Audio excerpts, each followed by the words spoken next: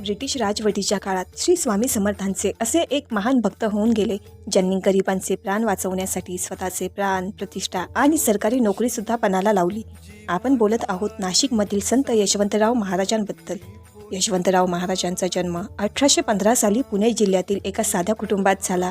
बालपणापासूनच ते शांत, प्रामाणिक, बुद्धिमान आणि अत्यंत सदाचारी होते. श्री स्वामी समर्थांवर त्यांची अपार श्रद्धा होती. अभ्यासात प्रखर असल्यामुळे त्यांना ब्रिटिश सरकारमध्ये उच्च पदावर नोकरी मिळाली. मात्र सरकारी सेवेत असूनही त्यांचं मन नेहमी अध्यात्मात रमलेलं असे. ईश्वर सेवा आणि गरिबांची सेवा हेच माझ्या जीवनातील अंतिम ध्येय, असे ते नेहमी म्हणत असे. आपल्या पगाराचा मोठा हिस्सा ते गरिबांसाठी आणि समाजसेवेसाठी खर्च करत. पण दुर्दैवाने त्या काळी महाराष्ट्रावर भयंकर दुष्काळ कोसळला. गावोगावी उपासमारीचे थैमान माजले. पाण्यासाठी लोक तडफडू लागले.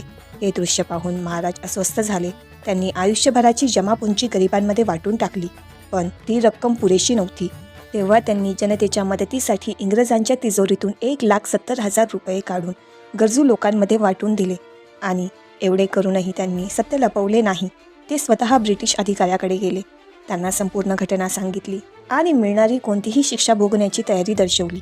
ब्रिटिशांनी महाराजांना अटक केली आणि तिजोरीची तपासणी केली. पण आश्चर्याचा धक्का बसावा असा प्रसंग घडला. तिजोरीत 1,27,000 रुपये जसेच्या तसे आढळले. हा प्रसंग जणू स्वामींचा चमत्कारच होता. यानंतर लोक महाराजांना देव मामलेदार म्हणून ओळखू लागले. आजही नाशिक येथे गोदावरी नदीच्या तीरावर यशवंतराव महाराजांची समाधी आहे, जिथे हजारो भक्त कृतज्ञतेने नतमस्तक होऊन या महान संताला वंदन करतात.